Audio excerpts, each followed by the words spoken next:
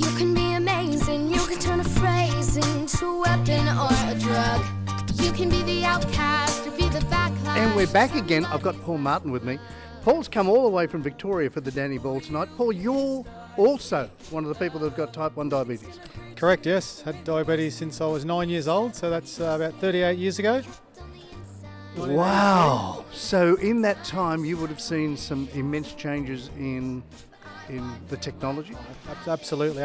I think a blood, well, thankfully we had blood tests back then, but it was like, I think it was like about a minute and a half before you could actually get your results. So now obviously we've got the CGMs, which are just telling you what's going on, 24/7. So it's pretty crazy, the changes, yes. So at 9 years old, you had to go to school. How many times did you have to prick your finger each day? Oh, look, I don't know whether I've sort of pushed that into the back of my mind. I don't really know, and it was just really what I did. So definitely between like every meal. So we'd have you'd have your insulin in the morning, you'd have a blood test, lunchtime blood test, dinner time blood test, before bed blood test, and then some insulin as well, because your long-acting insulin, which was protophane back then. Again, these were like pig-based insulins.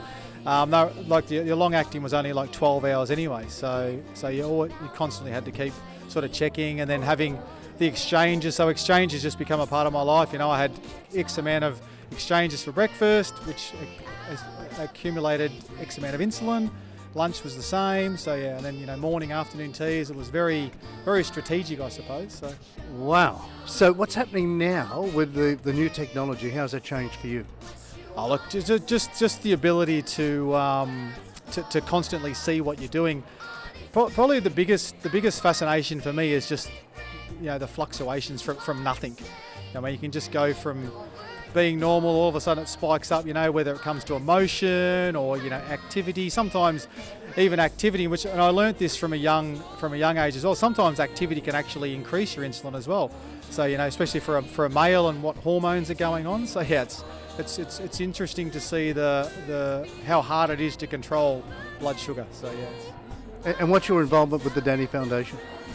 Well, actually, I got hold of the CGMs through Medtronic, which was amazing, and they told me about that. And to be quite honest with you, I've been a diabetic for, as I said, 38 years. Never had any association with diabetics ever in my life. To be honest with you, it was just one of those things where I guess wounding from being a young age, just thinking that I just had to deal with this on my own. And yeah, this has been quite. Even tonight, coming to this event is the first diabetic gathering that I've ever been to, and it's been quite sort of emotional for me as well. So. It gets more emotional. It's a fabulous evening. Paul, thank you so much for coming out and chatting with us tonight, because you're helping a lot of people. CGM, by the way, is constant glucose monitor, so yeah, thank Paul.